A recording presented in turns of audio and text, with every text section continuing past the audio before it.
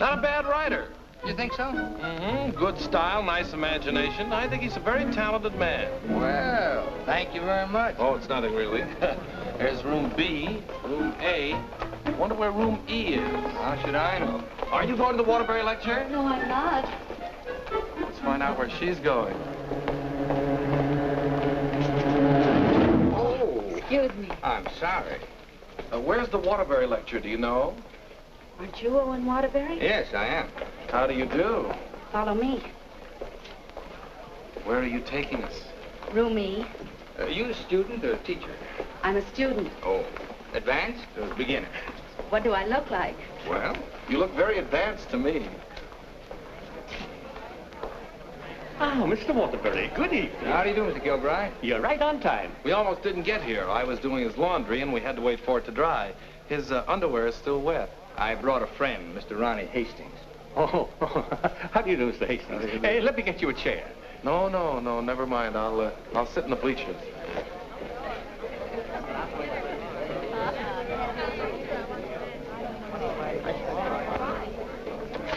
Hello. Hello. You going to be a writer, too? I hope to be someday. Well, this lecture should help you a great deal. He's a great writer, isn't he? Oh, yes. Of course, he gets most of his ideas from me. Excuse me. Yes? You're sitting in my seat. Oh, I'm terribly sorry. Good evening, Miss Gaylord. Hello, Mr. Scott. Anybody sitting here? Yes, Clarence Henderson. But he's out sick tonight. Well, then why did you make me move? Oh, Clarence and I don't speak. Oh, well... Attention, class. As I promised you, our guest speaker tonight will be none other than Owen Waterbury, author of the new bestseller, Last Year's Love. Mr. Waterbury. Oh, louder, louder. That's enough. I understand that most of you hold all sorts of jobs during the day, and yet you've been studying the technique of writing in the evening. Now you're ready to take your pen in hand and go out and conquer the world. You know, I'm hardly the person to tell you how to write because I don't follow any rules. Today, the writer is asked to keep one eye on the bestseller list, the other on art. That's divided loyalty, and that makes for dishonesty. I must confess, I've been guilty of this dishonesty, too. But now that I've made my position secure, I'm going to try to write a really good book. No more bestsellers, but something that I hope will be a piece of great writing. You know, good writing, fine writing, is here and here. The dictionary is filled with all the words you need, but unless the mind and the heart find those words for you, you better leave them in the dictionary. He's so brilliant. Shh, shh. Because a writer, fundamentally, must believe in himself. That's half the battle.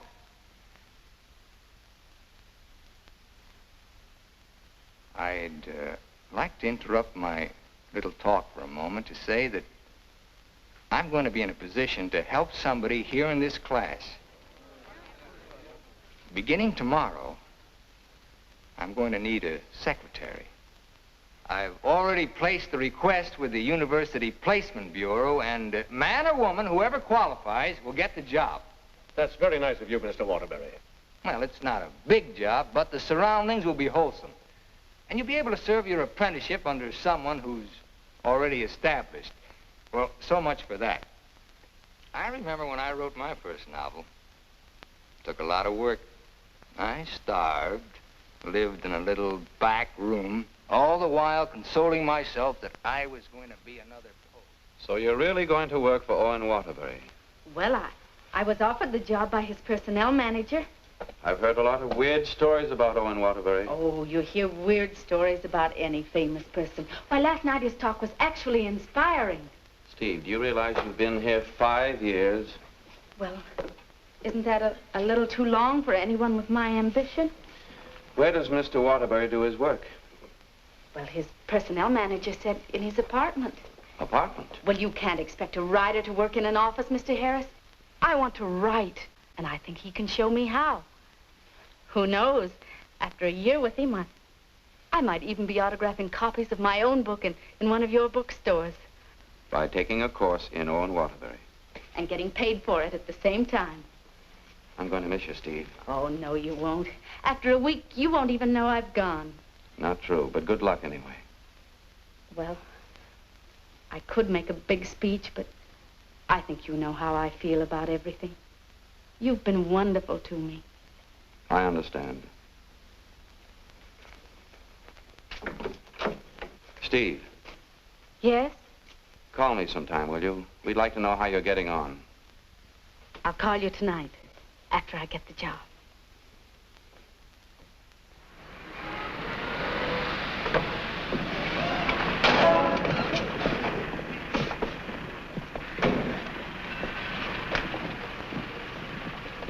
Why don't you watch where you're parking? Well, you can back up, can't you? You got to reverse. Never mind, Bill. Just save your energy for upstairs. Smart guy. Hand me the bag, Bill. Yes, ma'am. I'll take it upstairs for you, man. Anything drives a cab these days. Apartment 3E. Thank you. Now, just remember, Bill, if he says one word that's out of line, just one word, I want you to bop him right on the jaw. They might take my license away. Not for protecting a lady. Well, come on, in or out, in or out. You know, I hit pretty hard. The harder, the better. Is he a big guy? 6 feet of bluff. I'll cut him down. I didn't get this nose for nothing. Are you sure he can fight? He's a writer. Writer? Fighter? Now, remember, if he just so much as opens his mouth... Don't worry, I'll shut it up. I got a bigger mouth than he's got. I've come for my things. And what's the objection? Evidently, he has none. Follow me, Bill. Now then, I want you to take all the things out of that drawer and put them into that bag. Yes, ma'am. No, not the drawer, just the things.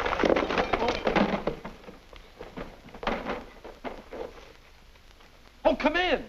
Come right in. That's right. That's Mr. Waterbury's former secretary. She quit this morning. Won't you sit down? This is my mink. And how? Mr. Waterbury gave that to her as a Christmas bonus. My typewriter. Well, that was sort of a New Year's bonus. My aujourd'hui. She brought her own aujourd'hui. My pot.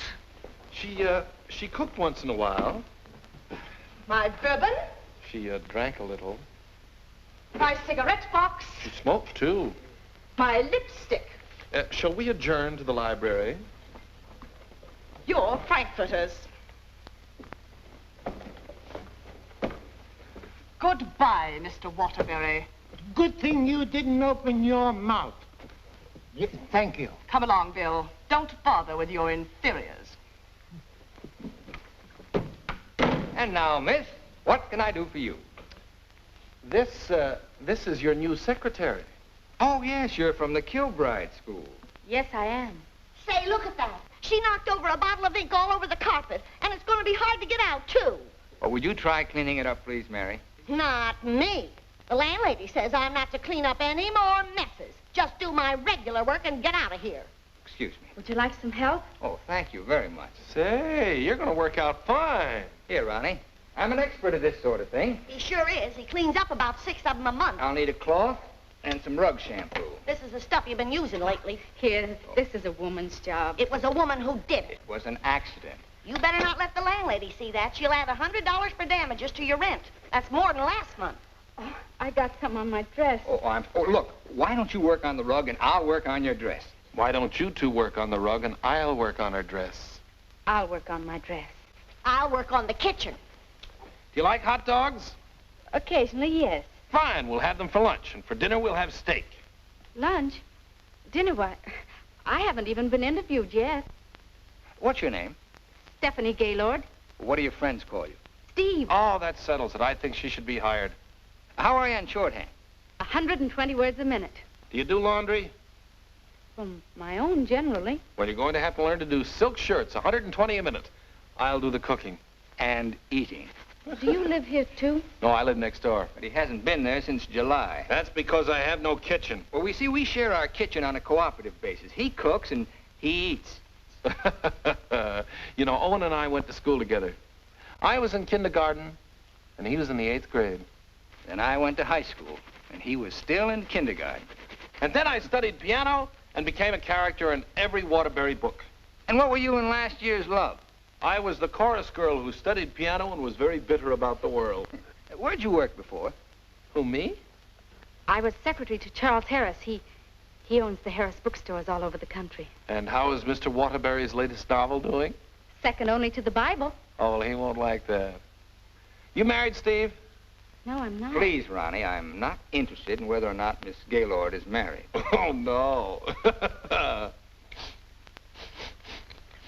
My biscuits are burning. I've had married secretaries before, and, well, their husbands were a little troublesome. They were murder. His working hours are very peculiar.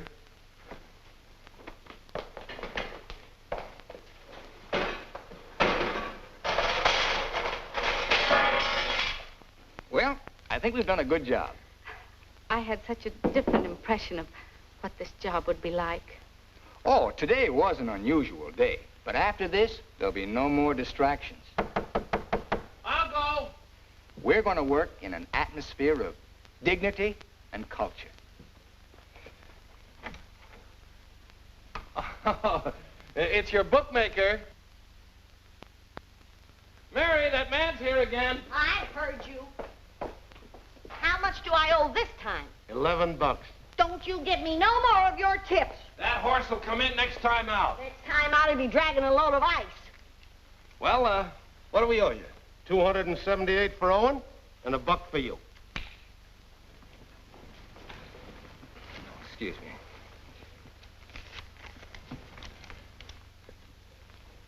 Here you are. I'll have to owe you mine till next week. You want to wager today? Well, I haven't looked them over yet, but I'll give you a call. And no more 50-cent bets. The boss don't like them. Where was I? You were telling me that everything here was dignified and cultural. Oh, yes. Now, Steve, about your other duties. I'll go. Did you just have an interview with my daughter, Mary Hastings, about a secretarial job? Why, yes.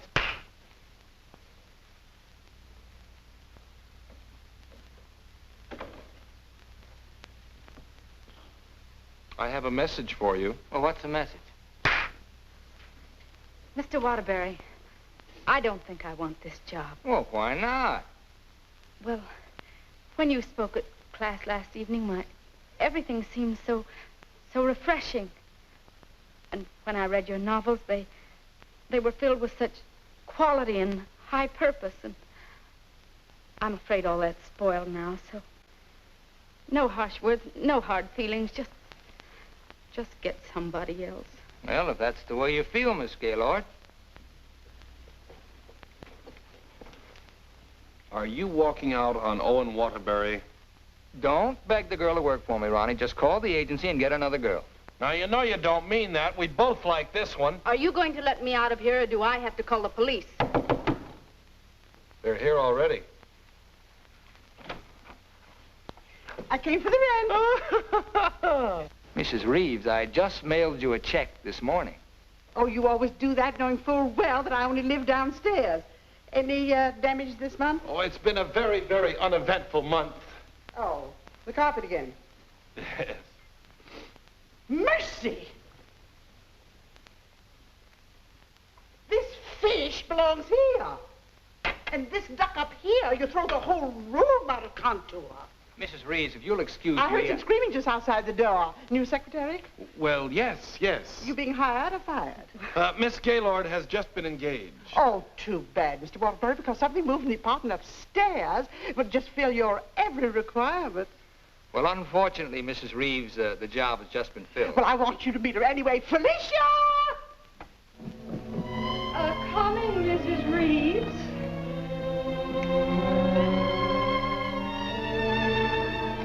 Felicia Adams. I want you to meet the famous Owen Waterbury. How do you do? Him. How do you do? How do you do? Felicia came to California to get into the movies. Now, who does she remind you of? Oh, now don't tell me. Let me guess. Zazu Pitts. Oh, of course not. Felicia, in addition to being a secretary, is a very good actress, aren't you, dear? Now, take off your coat and let them see.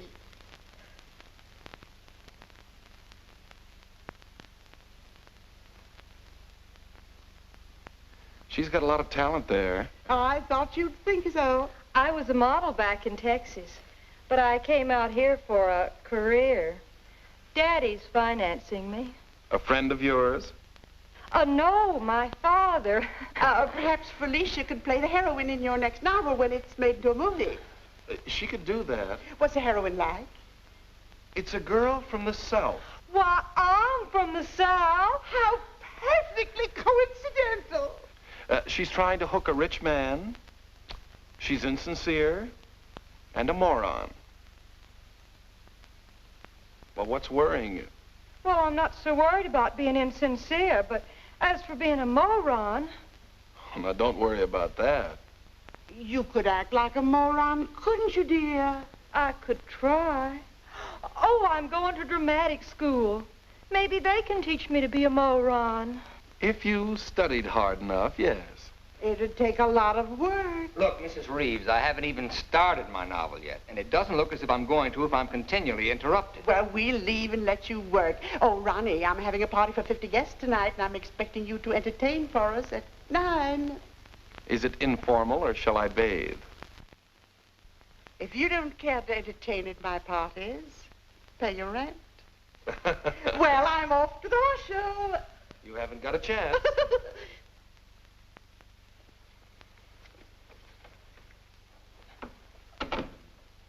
You know, ever since her husband died and left her 7 buildings, she's been a peeping Tom. Now, come on, Steve, let's you and I prepare lunch. Look, I stayed only because I didn't want to cause a scene in front of your landlady, but I'm really leaving now. What an idea.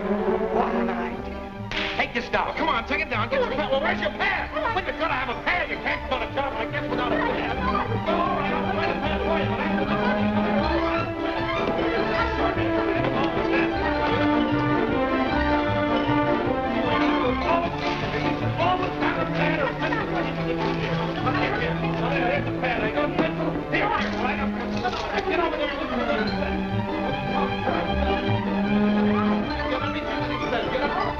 I need a pencil.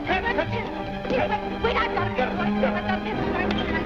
Call this notes on my new novel. That's all for now. Tomorrow morning at 10 o'clock.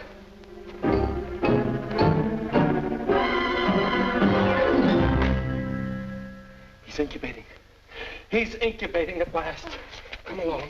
Is he always starting new novels? Yes, always. I remember on last year's Love, I was baking a cake. All of a sudden, he called me out, and I had to start taking dictation. And I couldn't go back until he was through dictating. At 3 o'clock in the morning, we sat down to chocolate-covered ashes.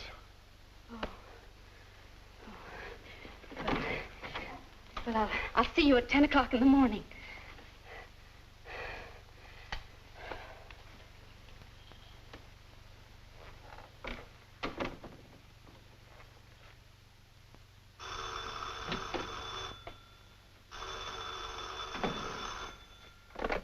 Hello?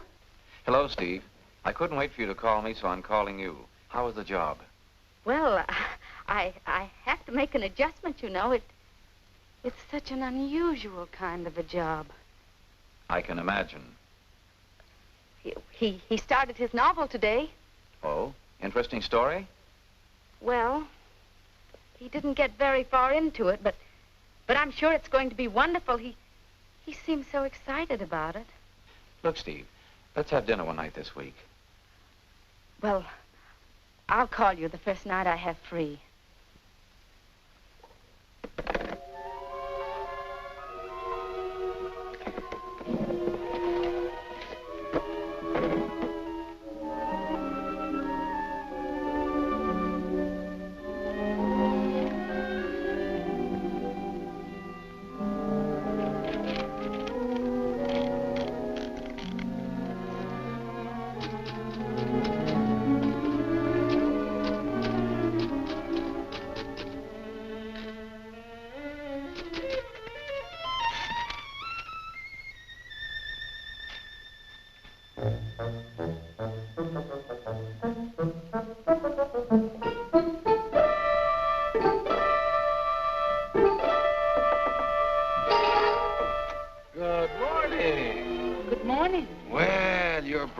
early this morning. It's 10 o'clock. Say, did you ever think how you'd look in mink? Well, I see you've got your pad. Keep your pencil poised. The genius is still dressing. I'm making potato pancakes for luncheon. He's in a sour cream mood today. If you need anything ironed, I'll be in the kitchen ironing. Well, Good morning, Steve. Good morning. Right on time. Let's see, where did I leave off yesterday? Notes on my new novel. Yeah. I'll go.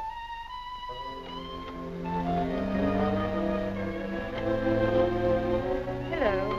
Hello. Hello. Hello.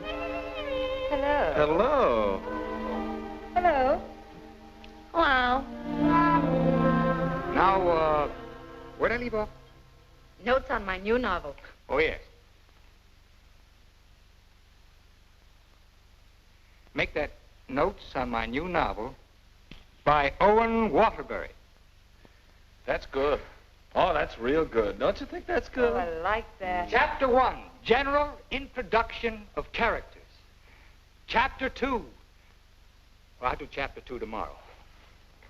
Chapter a day? That's swell. You sure you're not tired?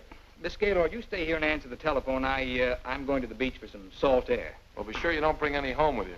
Right, boy. Let's drive someplace nice, like Santa Barbara. Well, honey, anything you say.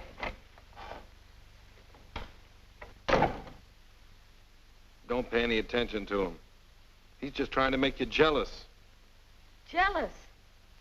Well, what makes you think I'm even interested in him? You know, for a secretary who's just been given the day off, you're awfully annoyed. Annoyed? Of course I'm annoyed. I just don't want to sit here doing nothing. I came here to work. I came here to do nothing, and now I'm working. Look, if you get paid for idleness, grab it, you fool. There goes another one.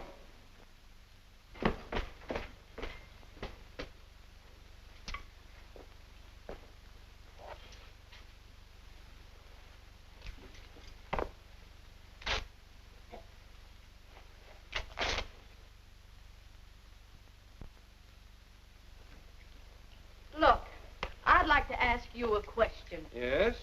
Does Mr. Waterbury intend to write a book? That's a very interesting question. Waterbury's a genius. And what do you think he's doing right now? Incubating. Exactly. And whenever he goes through a mood like this, a great book comes out of him. I'll bet he does a lot of writing tonight. Why, honey, you're jealous. Look, I don't even know Mr. Waterbury. And at this point, I'm not even sure I want to. Of course not, honey.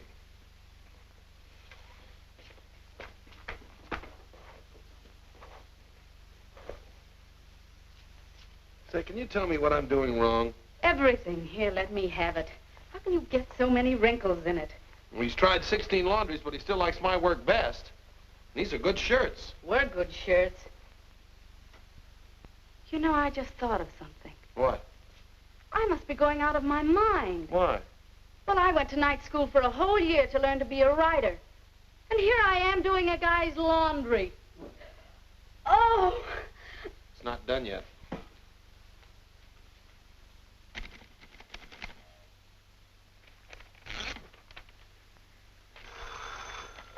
Hello? Miss Gaylord, this is Owen Waterbury. I want you to be here tomorrow morning at 9 o'clock. I've finally gotten the idea. Thank you. You know, Owen, I like that idea. Yeah? I don't think there's a horse in there that can beat him. Never.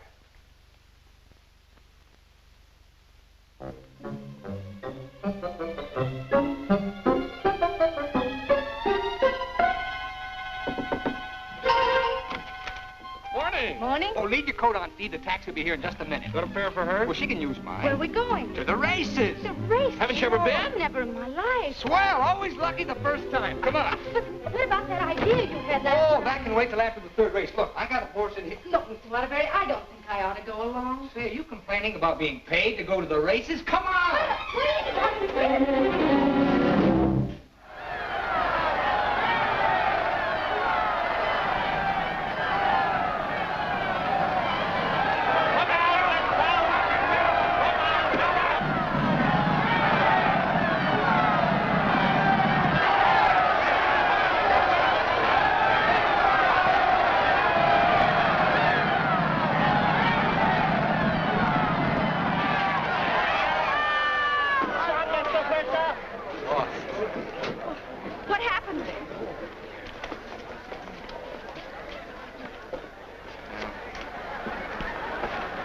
take those guys' tips. Well, so far this job has cost me $83.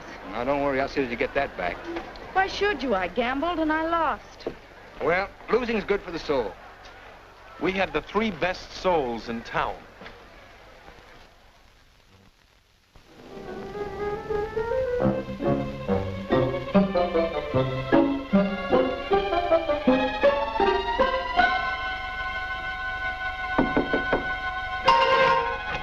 Good morning. Morning. Well, leave your coat on, Steve. The plane leaves in 35 minutes. Plane? Where are you going? Las Vegas and get back your $83. Las Vegas? I can't go to Las Vegas with you. Well, are you objecting to being paid while working? Paid? I don't think I can afford to work for you much longer, Mr. Waterbury. Oh, Steve, it only takes an hour and a half to fly. Hey, to catch the evening plane back, you're home in time for dinner. With tons of money. No, I won't. No, I just won't. No, please, please, put me down.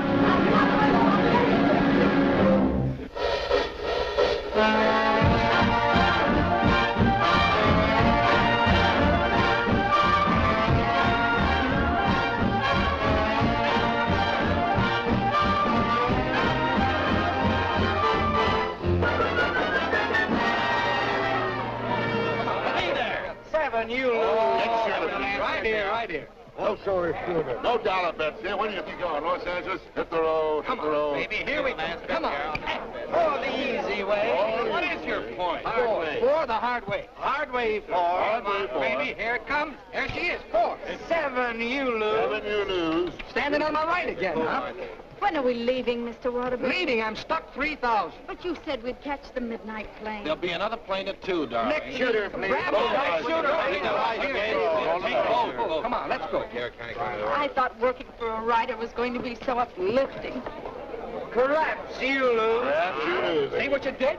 But I didn't do anything. She didn't mean it. What are you grinning about? I'm betting on crabs.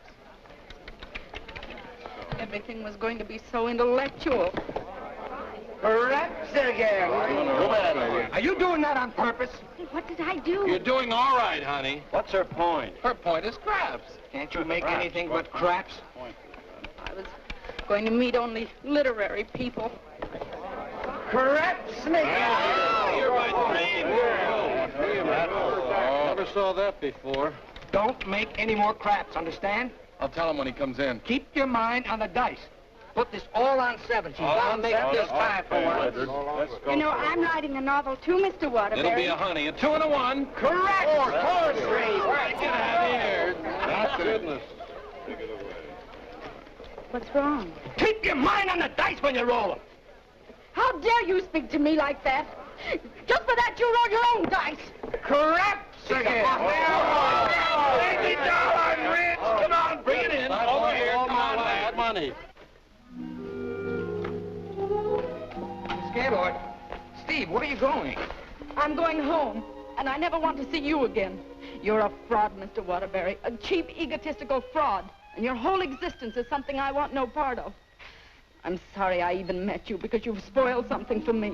You've spoiled my impression of Owen Waterbury, the writer. Steve, look, you can't go home alone. I'll take you home. Steve, please sit down, will you? I want to talk to you, please. Steve, honestly, this gambling, it's an insidious thing. It changes a person. I'm really terribly sorry. Well, then why don't you put a stop to all of this and get down to work? I guess I'm afraid. Afraid of what? I'm afraid I'm not the great writer I started out to be. Instead, I'm just a commercial hack. Oh, no, you're not. Didn't you see how everyone at the university treated you with awe and respect? Why don't you write another love story? I'd be going backwards. Backwards? Stick to your last. You know the story of the clown who always wanted to play Hamlet? If you keep telling yourself you're a failure, you'll be one. If I try another love story, will you work for me? If you work, I'll work for you. Thank you. I'm poor again. I just switched to 7s.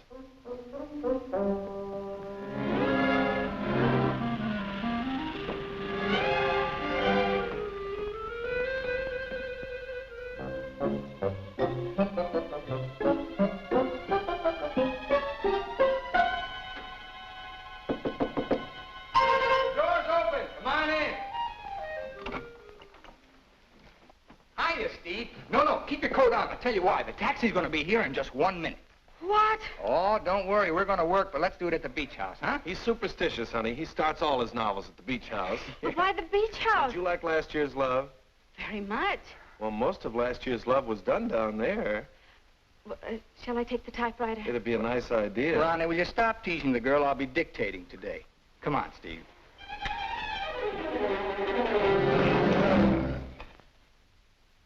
I'll dictate this in outline form, and then I'll polish it up later. Yes, Mr. Waterbury. This is the story of a successful novelist who began to die, morally and spiritually, until a girl came into his life. And then the whole world seemed changed. He'd seen her one night while delivering a lecture to a short story class. There were so many faces looming up in front of him, but he saw only one, hers. Wistful, delicate, exquisitely beautiful. Without her knowledge, he arranged to make her his secretary because in that fleeting moment, in that single instant, he knew he was desperately in love with her. One day, he asked her to go to his beach house and work there because he wanted very much to tell her the way he felt, but he lacked the courage. Mr. Waterbury, Miss Gaylord, when I'm working, I don't like to be disturbed. Sorry. Where was I? He wanted very much to tell her how he felt, but he lacked the courage. Oh, yes. Now here she was, seated before him, tender and fragile as a poem. He had looked around a corner to corner, and there she was. Oh. What's the matter? Oh, I broke my pencil. Here you are. Let's continue.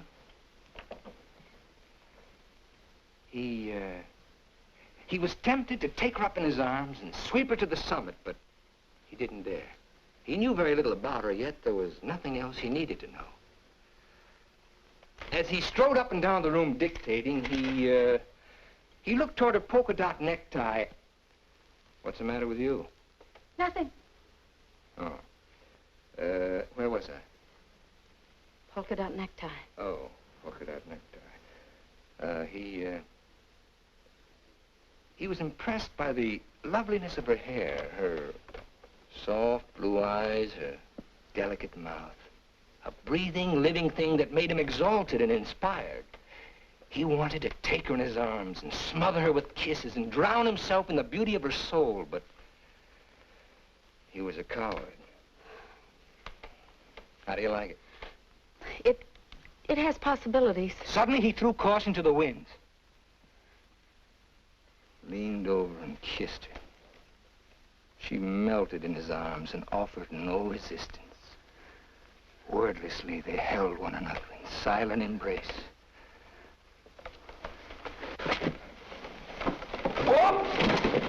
You've got the wrong girl, Mr. Waterbury. I'm really leaving you this time, and don't you ever try and get in touch with me again. I don't even want my salary check. You can save it for the next victim. And if I ever see one of your books again, I'll burn it!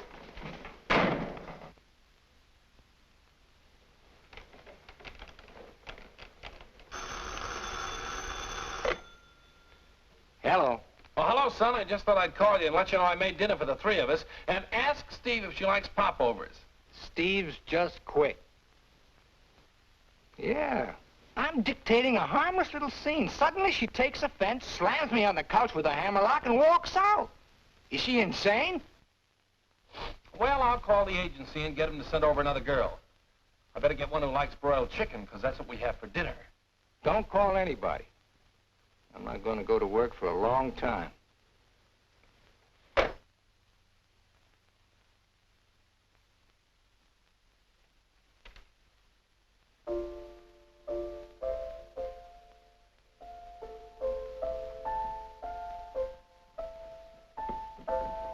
Come on, will you get out of here so I can wash these keys? I'm composing. Composing? I haven't heard a good song out of you yet.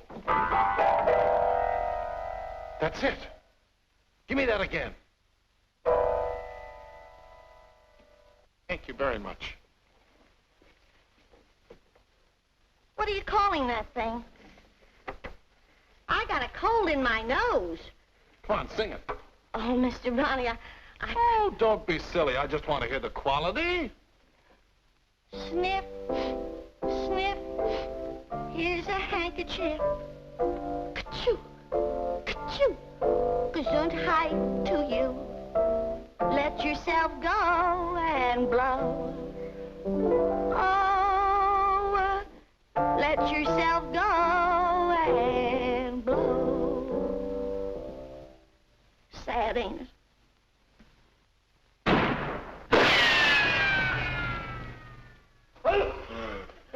I have to have some water. Some water. Water in the kitchen. Well, I can't go in there. The place is on fire. Here, listen to that. Oh. You and your cooking. You and your popovers, they don't pop, they explode. Call the fire department. The fire department, they just put water over everything. I can't.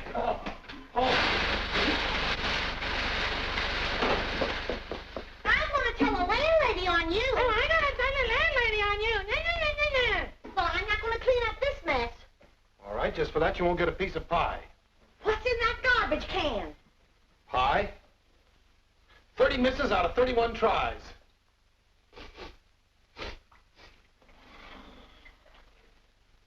$31 misses. Well, at least the roast chicken's safe. What's that? Roast chicken? How can you pour roast chicken? Well, I had to roast it in the pressure cooker. It melted a little. Oh, he'll have his dinner out tonight. Well, so am I. You don't think I'm going to eat this horrible mess, do you? Hi, Owen. Hi. He has a nice roast chicken for you, Mr. Waterbury. Give him a glassful. Mr. Waterbury, I think it's my duty as your servant to tell you what just happened in the kitchen. Oh, now, Mary, why don't you go home? Mr. Ronley set fire to the kitchen. I don't care if he sets fire to the whole apartment. You see, Tattletale? A lot of good it did you. I'm going to tell the landlady on you, and you too. Well, what happened down at the beach house? Will you stop asking me silly questions? I told you on the phone. She quit, that's all. Well, she had some nerve. Well, I don't need her. There's a lot of other secretaries. Of course there are. Just as capable, efficient, and just as cute. Sure. We never did find out how good she could type. Well, I'll call the agency and get another secretary. No. I got a better idea. What you gonna do? I'm gonna pack. Where you going? New York, change of environment. I'll work better there. Gonna get rid of the apartment? Yep. Well, what's gonna happen to me? What should happen to you? That's a very unfair question. Boy, I'm not gonna let a little thing like a secretary throw me off balance. Never in a million years. I got a life to live, too. Wonderful, beautiful, exciting life. I got a book inside me, a great book, full of intensity and scope. Oh, you know something, Ronnie? I'm glad this happened. I'm down to earth now. What happened? Well, you can still use it. Elsie called. She's, sorry she quit in a huff, and she apologized for the cab driver. See? That's what Steve will be doing tomorrow. Calling and apologizing, but I won't be here. Say, what am I running away for anyway? I'm not afraid of her. That's what I like to hear. That's the real Owen Waterbury. Listen, call Elsie. We'll take her out to dinner. We'll take them all out to dinner, a different one each night. I'll go and change my apron and be right back.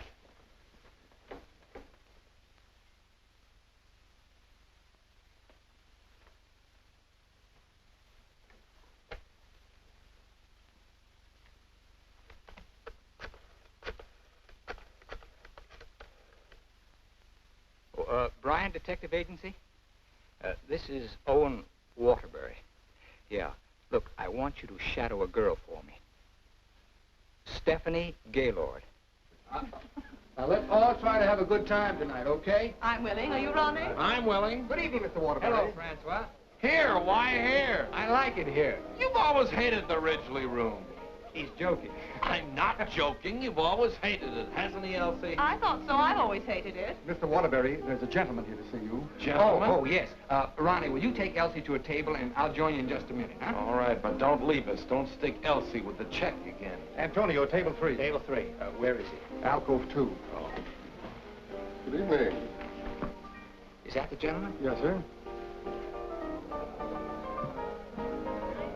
Hello. Did you send me that message? Yes. Bryan Detective Agency. Devon is the name. Well, how'd you find her so fast? That's my job. There she is, right over there, with a man. Who's the man? I don't know. Do you want me to find out? Of course I do. All right, I'll start shadowing both him and her. I want you to find out everything you can about her. I think she's in love with him. She your wife? No, my secretary. I get you. Look, I want nobody to know about this. Don't worry. The way I operate, even you won't know about it. Can you check her pass for me? It'll be expensive. Well, why? The unknown quantity. You've just finished checking on a girl. Took us a year to get her pass caught up with her present. Do a good job. I will. Take care of my check. Cigarettes? Yes, give me a pack, please.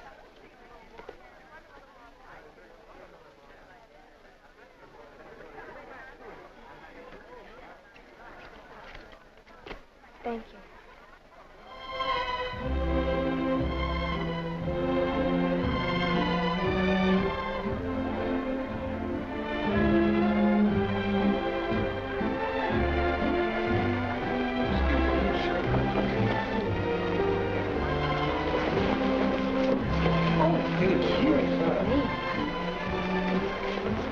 Oh, excuse... Hiya, Steve. Hello, Ronnie. Don't talk to her. I'm mad at her. Oh, I forgot. Good evening. Good evening. You know him? Uh-huh. He's my new boss. Your new boss. What's his name? Charles Harris, the bookseller. That's Steve's old boss. He's not so old. How dared you go work for him? Listen, Shakespeare, I'll work for whom I please. Well, did you have to pick on her old boss? Didn't she pick on mine? When Mr. Harris called the employment agency, he asked for somebody with literary experience. How did you qualify? You used to work for Waterbury. Steve, with her principals out with her ex-boss. What about Elsie? Who's she out with? We're talking about Steve and her principals. Leave mine out of it. You know, I bet Harris hired you just to spy on me. Well, you're not very complimentary. I happen to be an excellent secretary. When did you learn to type, dear? Has he been questioning you about me? Only the normal questions about my experience. You didn't talk, did you? Ronnie, will you stop looking at everything as one big, long laugh? Oh, I've got a laugh for you, lover boy. What? They're going to be married. They're what? They're going to be married. Where are you going? I want to talk to her. Your order, please. A broiled chicken. Yours? Well, I'll have a glass full, too. Hello. Good evening.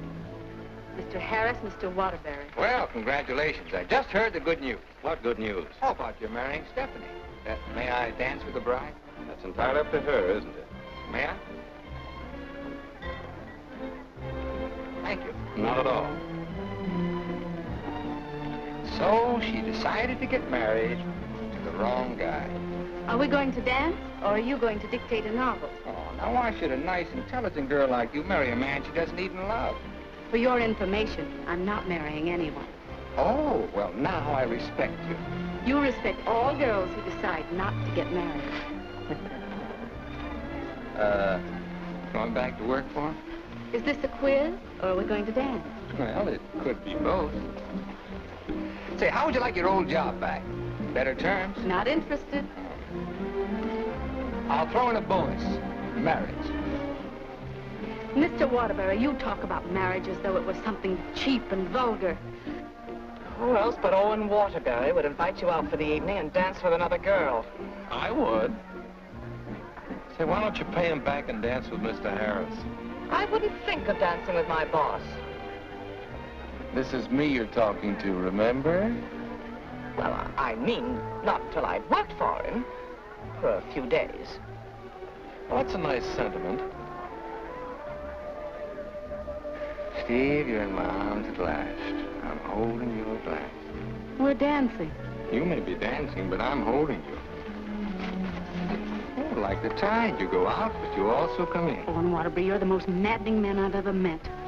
Listen to me, Steve, I love you. Everything I dictated at the beach house I meant, but it was too much of a coward to say it out. I love you, Steve. Marry me. Take a chance. This is me, the author with beautiful words, but I'm stuck. All I can say is, I love you. Marry me. Your chicken, madame. And your chicken in the glass, sir.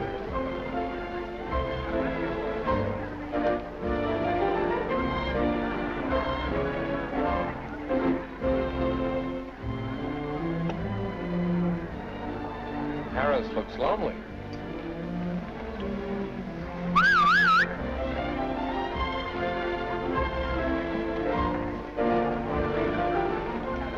Mr. Harris, this is Ronnie Hastings. How do you do? Won't you sit down and have a glass of broiled chicken? Thank you. I think I will.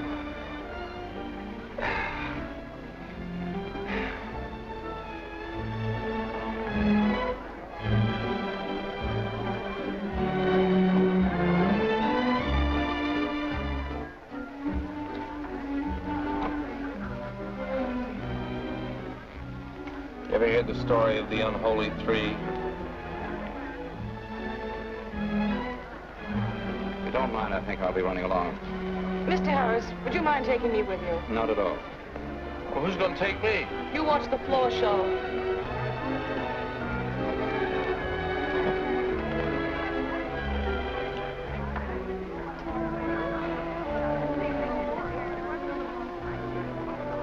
Want to dance? I love it.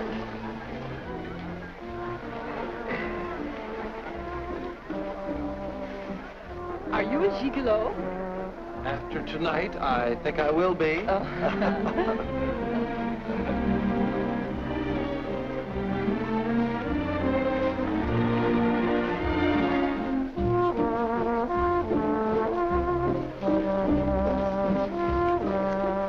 Isn't life strange? When one gets up in the morning, one never knows what one will be doing in the evening, does one? Oh, dear.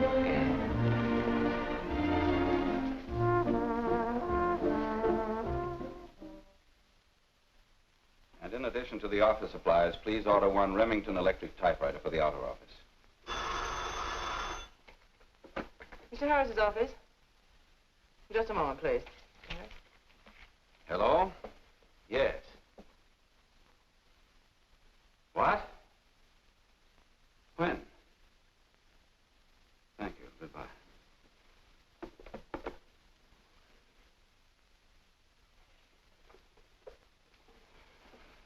What's the matter? Is anything wrong? Owen Waterbury just married Steve. He didn't. Oh, yes, he did. I never thought she'd marry him.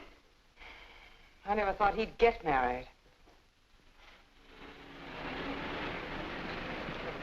Well, here we are, honey. Welcome to Honeymoon Manor.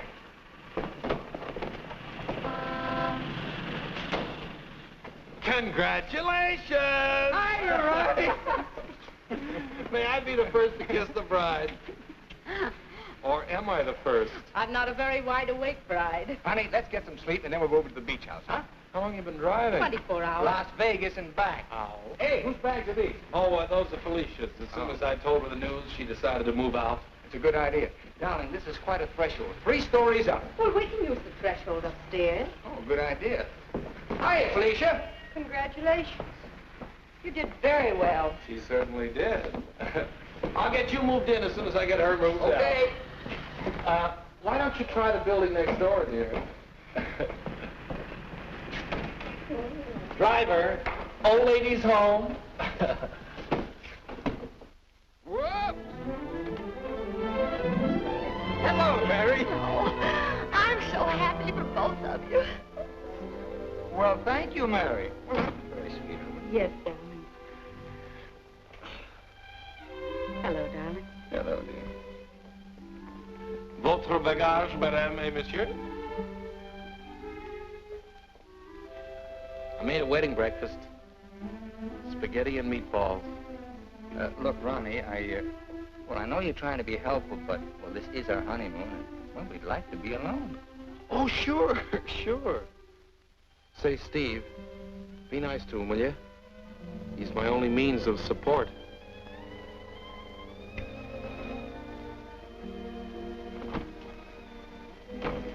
Darling, Are you glad you married me?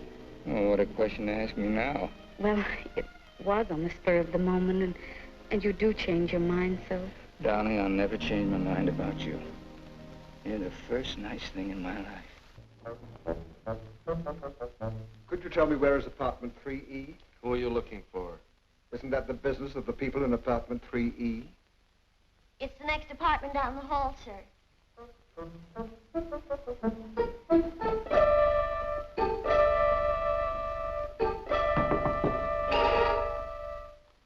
I beg your pardon.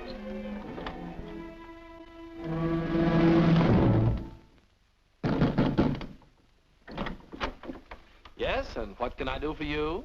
I have a message for Mr. Waterbury. Well, I'm afraid Mr. Waterbury can't be disturbed just now. He's a little busy. My name is Devaney. Will you tell him the woman he's interested in got married?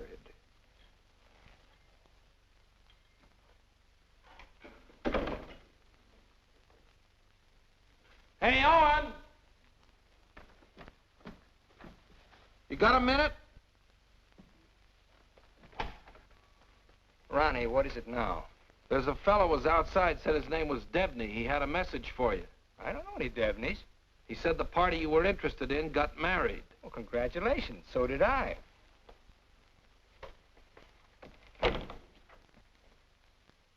Darling, whom were you interested in who got married? There's only one married girl I'm interested in.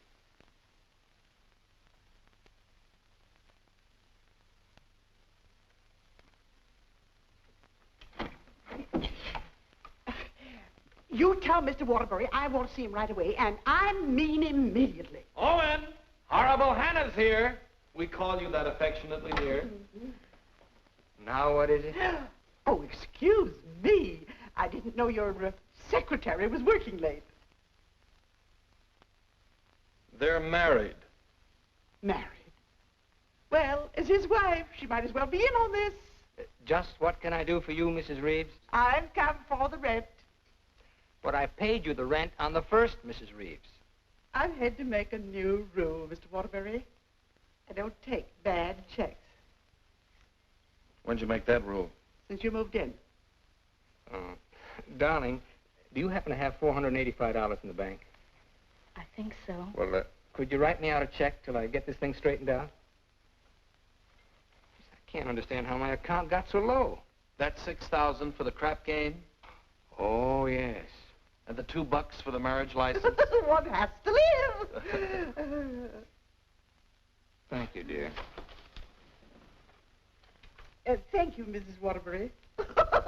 I never thought I'd ever call anybody Mrs. Waterbury. Well, I'll just walk you down the hall. Oh, thank you, Ronnie. Is this any good? She's loaded. Well, I suppose an explanation is in order. You don't owe me an explanation. Oh, but darling, I want to explain. Oh, excuse me.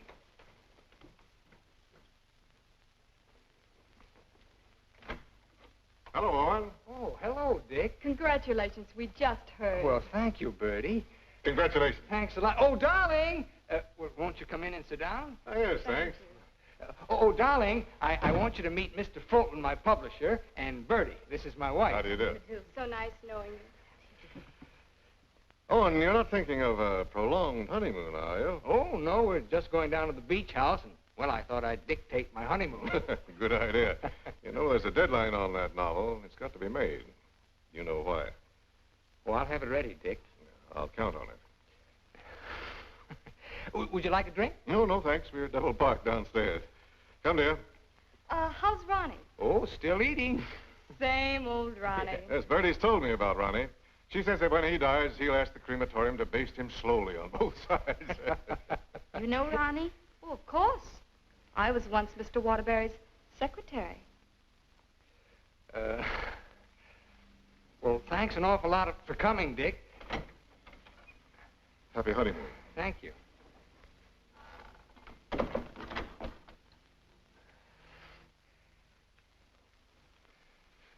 Darling, why did Mr. Fulton look at you so accusingly? Well, I owe him $20,000. I drew it as advance royalty against my next novel. And that mink coat Mrs. Fulton had on? Is that one you gave her? Oh, Bertie meant nothing to me. I'd written a bestseller, and I was throwing money around like water. You can always take it back and give it to Mr. Fulton as part payment. Oh, darling, I'll get you 100 mink coats. Darling, I don't think I can afford 100 mink coats. After all, paying your rent will keep me broke. Honey, did you marry me for my money? No, but I'm beginning to think you married me for mine. Look, darling, let's get out of here. We're never going to be alone here. Honey, I know a perfect little mountain cabin away from publishers and landladies. And secretaries? Well, except you. And I'm going to work. I promise you. I promise you.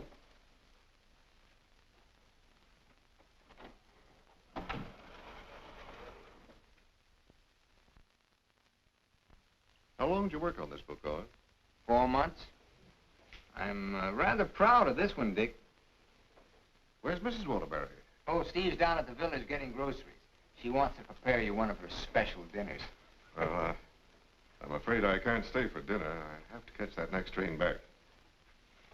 Dick, let's drop the suspense. How'd you like the book? I'm going to let you have it right between the eyes, Owen. You don't like it? I hate it.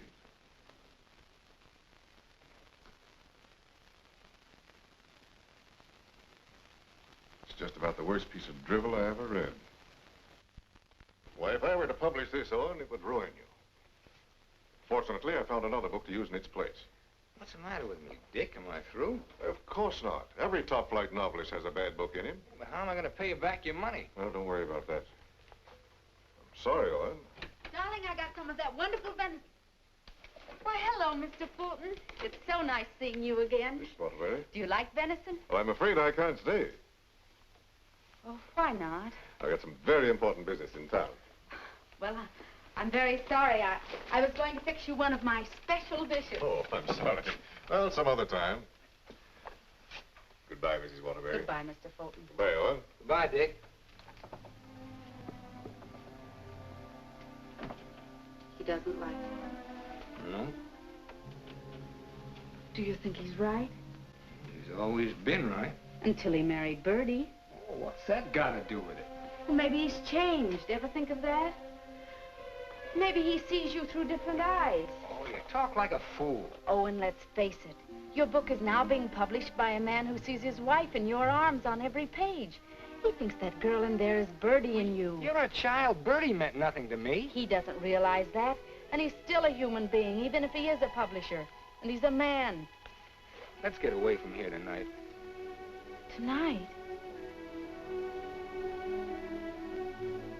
Oh, and you blame me, don't you? Oh, not really, Steve. It's just that it's so distracting to have a man's wife as his secretary, too. I've got to try another book fast, and now I'm going to have to get myself another secretary.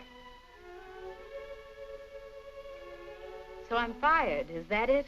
Oh, Steve, it'll be better for both of us if I work by myself. It'll give you a chance to work on your own book. I'll make dinner.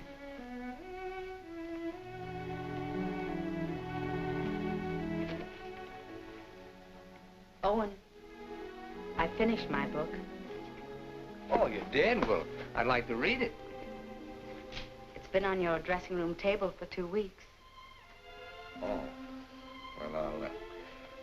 well, I'll read it on the train. Don't bother. Oh, you're hurt. No, I'm not. You call and get tickets for the train and send Ronnie a wire to get you a new secretary.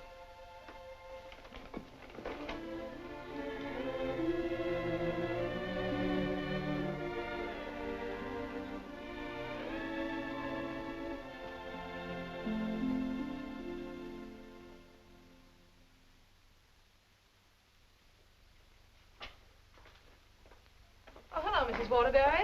Hello, Elsie. Mr. Harris told me you phoned in from the station. Did you have a nice honeymoon? Very nice, thank you. It must be lovely up at the cabin this time of the year. Yes, it is. A Waterbury original? His last. Steve. Hello, Charles. Sit down, won't you? Thank you. Oh, you're looking fine, fine. Well, 4 months of the outdoor life. None the worse for it. Charles, I want you to do me a favor. This is Owen's latest book. Fulton doesn't like it. I want you to read it and let me know what you think about it. I'll try to be as objective as possible. You will be, I know. And I have another manuscript for you. Mine. You finished it? Yes, it was a long uphill pull. Oh, I've changed the title so many times, but I finally decided to call it Dawn's Yearning. What does Owen think of it? Owen hasn't read it yet. Oh? He hasn't had time. He's been busy writing. He couldn't concentrate on it. I'll be glad to read both of them. Thank you, Charles. Goodbye, Steve. Goodbye, Charles.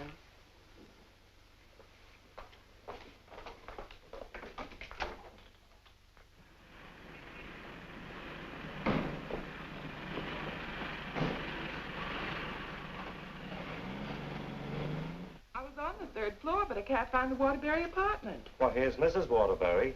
Oh, how do you do? The employment service sent me over. What for? Oh, Mr. Waterbury wants a new secretary. Oh, is that so? Yes. Well, follow me. Oh, thank you. I know it's going to be so exciting working for Mr. Waterbury. You just love it. I know I will. You know, this is such a rush call, I hardly had time to dress. You're dressed beautiful. Oh, thank you so much. You know, I make my own clothes.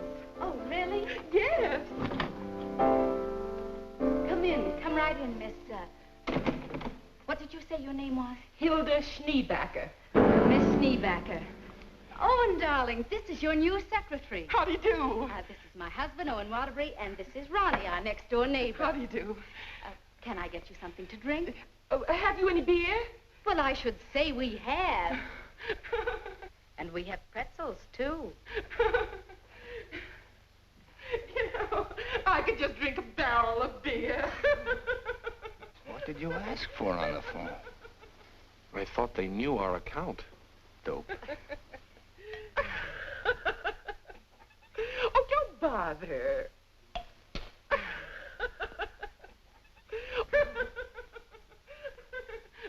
Why don't you bring your beer over here where we can be more comfortable?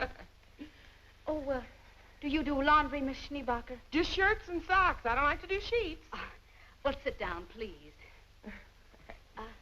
How are you on handicapping the horses, Miss Schneebacher? Oh, yesterday I picked 2 winners. Played them both right on the schnozola. Oh, and I think she's enchanting. What size coat do you wear? Do you have to wear a coat on the job? Oh, Mr. Waterbury likes to give all his employees mink coats for Christmas. Oh, I wish I'd known that. I could have saved a skunk's life.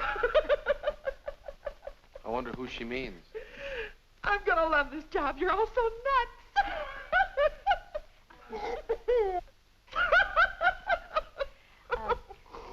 Do you object working late hours, Miss Schneebacher? Not at all. A room with a girlfriend. I haven't seen her since New Year's. Miss Schneebacher, I'm afraid this job is going to be a little too much for you. But why, Owen? Well, you see, several parts of my new novel are mostly in French, and, well, I'm sure you don't speak French, do you, Miss Schneebacher? Studied it for 6 years. Once I had a French boyfriend. We had no trouble. Yes, but how's your shorthand? Shorthand? I don't take shorthand. You don't take shorthand? Well, no. The agency said this was strictly a typing job. Oh, no. This is mostly a shorthand job. But I could learn it. No, I'm that afraid not. Well, guess that lets me out. Leave the glass, please. Oh. Thanks for the beer.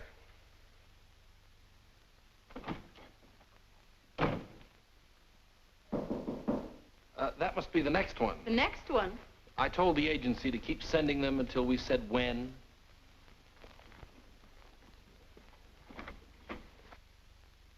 How do you do?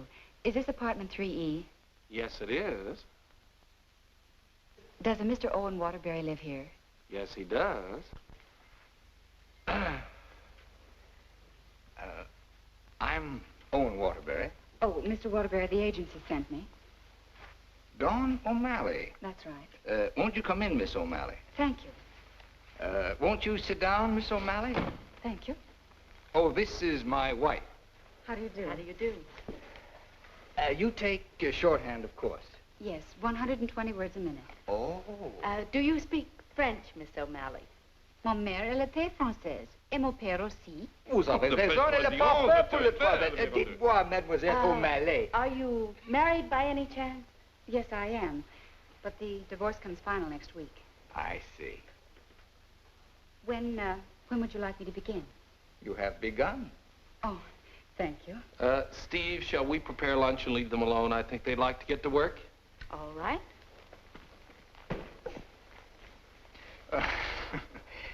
Tell me, did you ever work for a writer before? Yes, once about 3 years ago.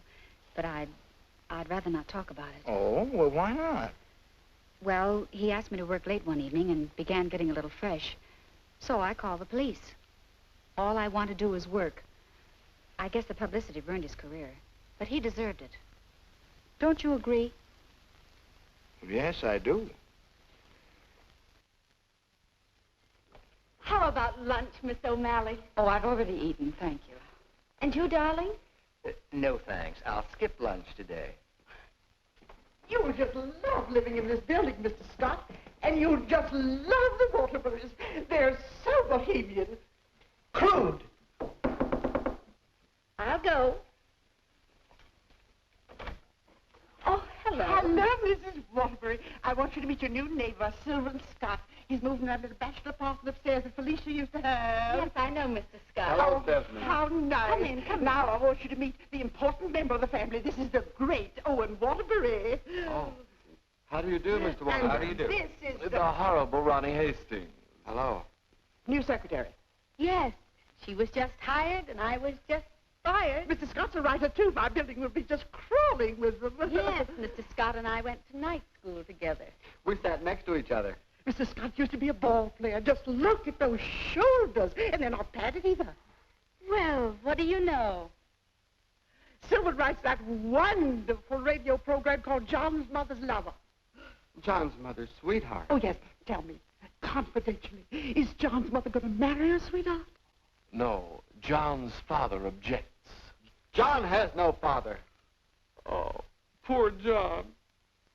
Sylvan, you'd better rush upstairs and start to work on that radio program. You mustn't neglect John. Well, I'm in a little trouble. You see, my secretary just got married. Oh, what on earth are you going to do? I don't know. I could help you, Sylvan. You, Stephanie? Yes, you see, I was Mr. Waterbury's secretary before he married me. That's right, you were. The marriage was a bonus. Oh, when could we begin? Why don't you just say, I've begun? Ronnie, dear, would you get me some shorthand books and some pencils?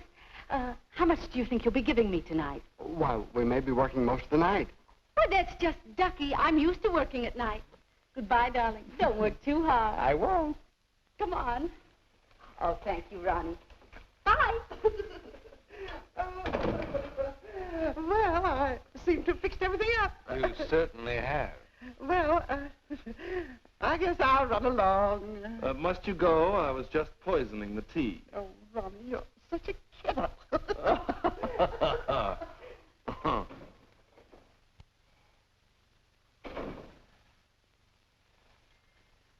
You know,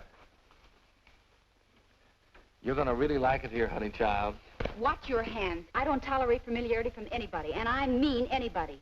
I once ruined a man's career, and don't you forget it. Miss O'Malley, you may have the day off. Why don't you make it a year? But I haven't even begun yet. Oh, that's all right. You get paid just the same.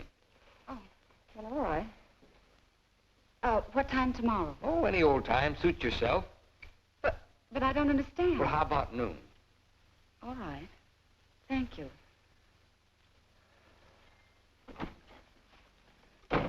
Well, you were saying something about poison tea? I mixed it. I get firsties.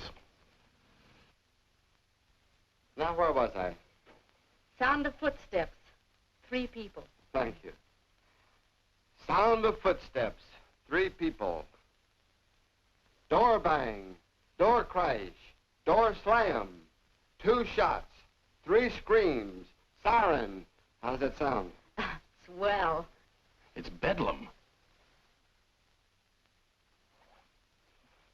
John, I'm in love with your mother. And tomorrow, I expect to be your father. John's going to be a father, and I'm the first to know. Now I don't have to listen tomorrow. But, Father, I'm older than you are. John's older than his father?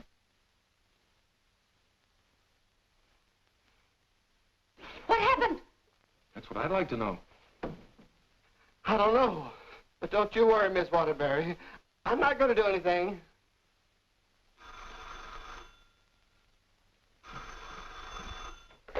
Hello. Hey, they just turned out the lights. Who's calling? This is Charles Harris speaking. I'm sorry to be calling at such a late hour, but I must talk to her. They just turned out the lights. Will you keep quiet? This is her husband. No, she's out for the evening. She's right upstairs. And I don't know when she'll be back. Didn't you hear me? I said they just turned out the lights. Darling, may I borrow a light bulb? I don't care what you do. What's the matter? I'm going to a hotel in case you're interested. I'll go to a hotel. After all, this is your apartment. No, it isn't. You pay the rent. Ronnie, will you take this up to Mr. Scott, please?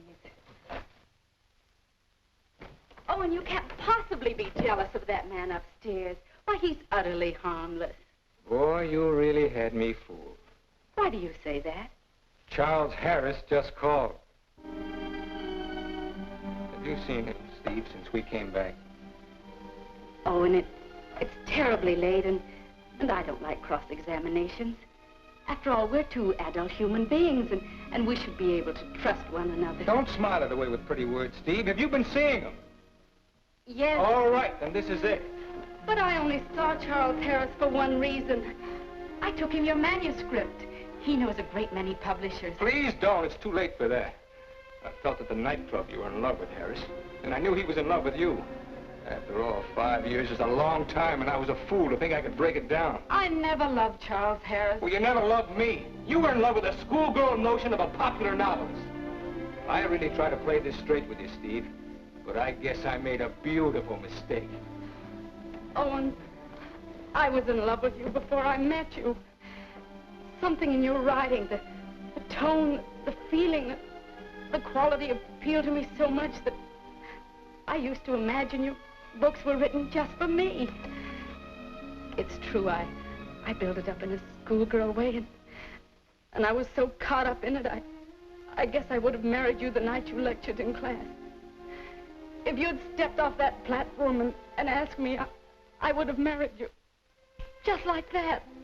How can you talk to me like this? I put you way up there too, Steve. But you tore it down in the cruelest way any woman could. You once called me an egotistical fraud. But what about you, Stephanie Gaylord? What have you been? Go ahead, phone him. He's waiting for you. Owen!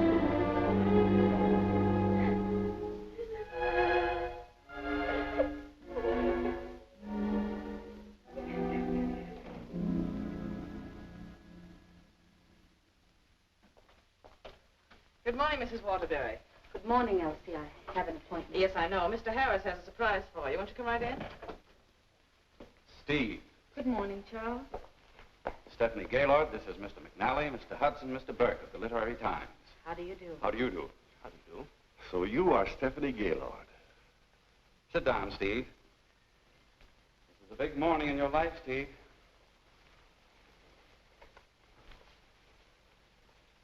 Mr. McNally is head of the publishing house in New York. He flew down this morning. That's why I called you so late last night. We've read your book, Miss Gaylord. How long have you worked on it? About 5 years. I'm recommending it for the McNally Winslow Award for first novel by an unknown. I didn't know you were going to show my manuscript to anyone. I couldn't do anything else after reading it. But don't you see what this will do to Owen? What has Owen got to do with it? Well, Owen's the big guy in my family, and his novel's just been turned down. And if this happens on top of that, it would just about destroy him. He has to have a sense of importance. He's lost all faith in himself. You mean your husband would feel a sense of competition with you? You don't understand, Mr. McNally. Owen's in trouble. And as his wife, I have to help him climb out of it. Steve, I thought you wanted to write more than anything else in the world. I thought so, too, before I married Owen. What about Owen's manuscript? Did you read it? Yes, it isn't bad. It's good. But it doesn't have what this has. This has greatness.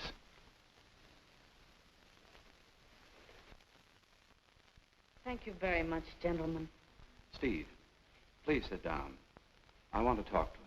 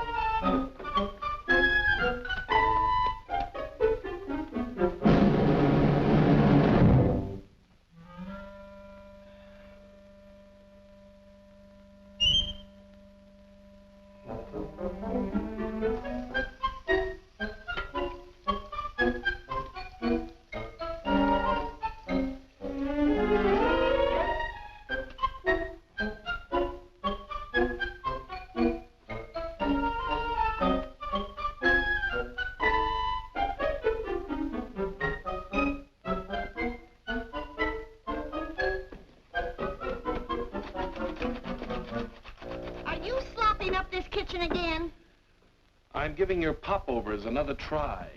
Well, give me time to call the fire department. No, Miss O'Malley. That's not the line I gave you. I'm sorry, Mrs. Scott. All right. Let's try it again. Yes, sir. John, Mother, I've changed my mind. I don't like your sweetheart. Mother, well, I like him. That's all that matters. John, as your son, I refuse to approve the marriage. Mother, you're not marrying him. I am. How does that sound? Stinks. Amen. Mr. Hastings, I must say you're distracting. You know, you shouldn't be using Mr. Waterbury's apartment or Mr. Waterbury's secretary. Well, Mrs. Waterbury isn't here, and I've got to get the program out. Why don't you work in your apartment? She won't work upstairs. Well, then why don't you work without her? I can't. I'm a dictator. Dear, why won't you work upstairs? I don't work in men's bedrooms. It's not a bedroom. It's a bachelor apartment. My husband was a hotel manager. One room is a bedroom. 2 or more is an apartment. Sylvan, she's got you there. Oh, come on, let's work. Hello, Mr. Waterbury. Yes, what can I do for you? Remember me? I'm Devaney of the Brand Detective Agency. Oh. What's this? A bill for $845.62. For what? For shadowing and delving into the past of one Stephanie Gaylord. But I married her. We've shadowed married women before. Hi, Owen. Get rid of this guy. You want me to call the police? I am the police. What's this doing here? That's my laundry. Do you expect my wife to do your laundry? Say, that's a little large for you, isn't it? That's Mrs. Waterbury's laundry. That's mine. Well, take it and get out of here. And as for you, Mademoiselle O'Malley, you're fired for taking dictation from somebody else. Well, that suits me just fine. I wouldn't work for you even if I did like your horrible writing. Where's Stephanie? I don't know where she is. I know where she is. Where? You pay this bill and I'll let you know. Oh, Ronnie, do you happen to have $845? And 62 cents. Why don't you write him a check? Oh, yes. Call that number right away. Here is the detailed report. It's very amusing. You see, I had to shadow you at the same time that I shadowed her. Here's Stephanie. Oh, good. Stephanie, where are you? What? What are you doing there? Stephanie, if there were ever any chance of our getting together, this kills it now. Finally and for all time, we're through. Charles Harris's apartment. Just like that. No sense of shame. Well, maybe she got her old job back and is working for him. At his home? What decent, self-respecting girl worked for a man at his home? Maybe she's his secretary. Please, don't tell me about secretaries. He could tell you. Here's the report. Page 3 is wonderful. Thank you. Call the employment agency. I'm going to show her. Look, I want a girl this time who's capable and efficient. I'm calling for Mr. Owen Waterbury. A fast typist. I don't care what she looks like. We don't care what she looks like, as long as she's attractive. Do you take shorthand? Oh, but of course. 120 words a minute. Mm-hmm. And, what did you say your name was? Miss Pigeon. Her name is Miss Pigeon. Everybody says I'm flighty. Where did you work before? I'm just out of secretarial school. I think it would be wonderful working for you, Mr. Waterbury. You see, I hope to be a writer myself someday. Oh. Have you ever been married? Oh, no. Never. And you have no objections to working on weekends? Oh, not at all. My time's completely my own. And you think Mr. Waterbury's just wonderful? Mm-hmm. This is a clay pigeon. I've come for my things. Follow me, Bill.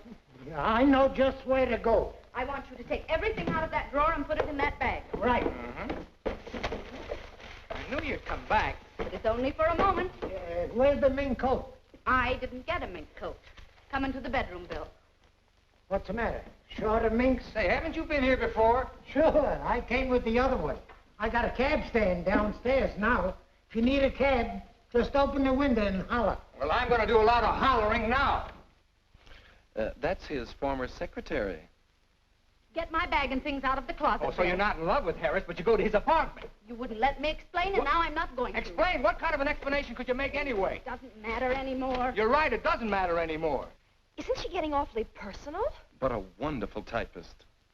Charles Harris's apartment. Just like that. Just like that. Anything else, miss? Yes, my picture.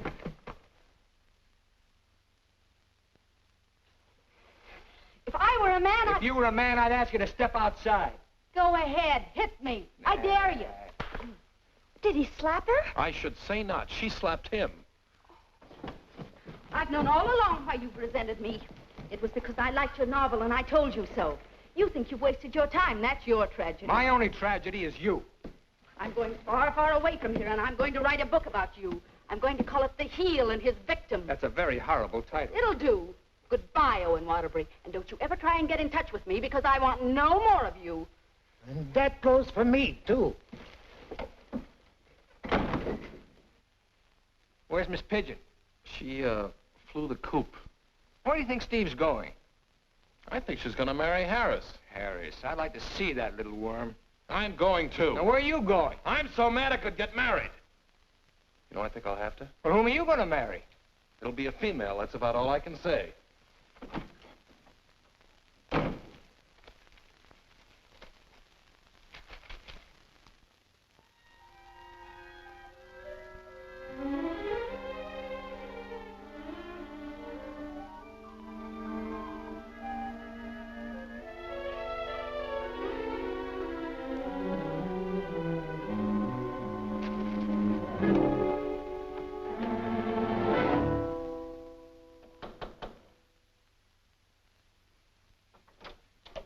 I'd like to see Mr. Harris. Your name? Owen Waterbury. Excuse me, sir. And excuse me. I didn't mean to disturb you and my secretary. Your former secretary. Oh, I didn't know you were in the middle of dictation. Your sarcasm is quite uncalled for. Of course, I don't have to tell you what I think of a man who behaves this way with a secretary.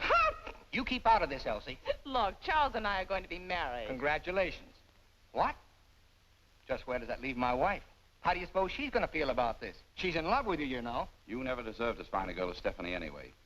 You know, Harris, I've always wanted to tell you that I really think you're a crude person. Your motives are very obvious. You've given me a lot of grief ever since I married Stephanie, and I came up here to tan your hide. So put up your hands and defend yourself like a man. Oh, you can't nobody's hide. Oh, listen to me, you fool. Why do you think Stephanie came up here in the first place? Because she wrote a novel and Harris wanted to have it published. But she didn't want that. She was afraid it would hurt your vanity and wreck your marriage. She wanted him to help you instead. Oh, look, I've read your last book, the one Fulton turned down. It's grand, it's exciting, it's wonderful. Fulton's wrong. He's just jealous because of Bertie, and it's all your own fault, Mr. Great Guy. You know, someday Stephanie's going to be a better writer than you are. That's my opinion, and you've always valued it. Here, Stephanie's novel. Read that and really get jealous. You know, you're not going to get her back. She's gone away, and it serves you right. I hope I kicked a little sense into you, but I doubt it. Goodbye, Mr. Waterbury.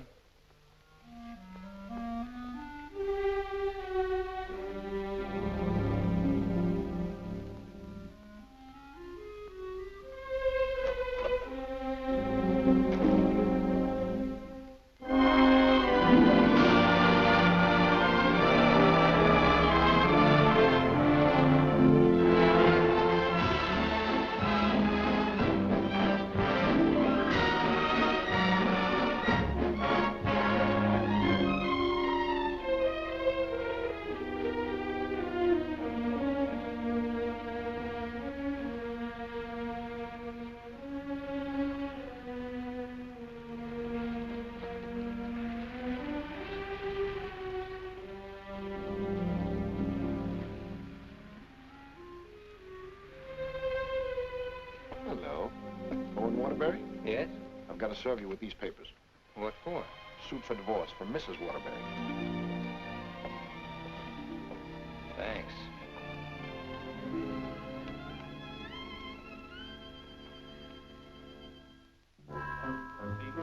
First love at the left, that and get out of the elevator. Thank you. Oh, mine's 3. What's yours, please? 4C. Isn't that Sylvan Scott's apartment? Oh, is it? I didn't know who lived there, but I'm his new secretary. I see.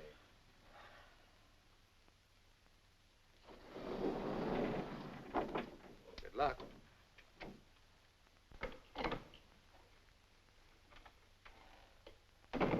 Hello, Mr. Waterbury. Hello, Mary.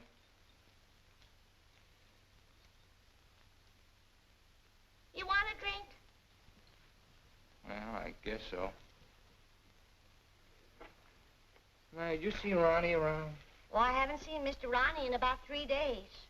But I heard tell he got married. Married? Gee, that's funny. He didn't even invite me to the wedding ceremony. Me neither. Ronnie gets married. I'm getting a divorce. Did you know that, Mary? Mrs. Waterbury's divorcing me. I sure was sorry to hear that, Mr. Waterbury. She was an awful nice person. So was you. At times. Thank you, Mary. Well, I see Scott's hiring a new male secretary. Oh, Mr. Scott doesn't live in this building anymore. He moved out yesterday. Oh. Well, who moved in up there? Mrs. Waterbury. Steve? Yes, she's a big writer now. Well, of all the nerve. I'll fix hers. She can't do this to me.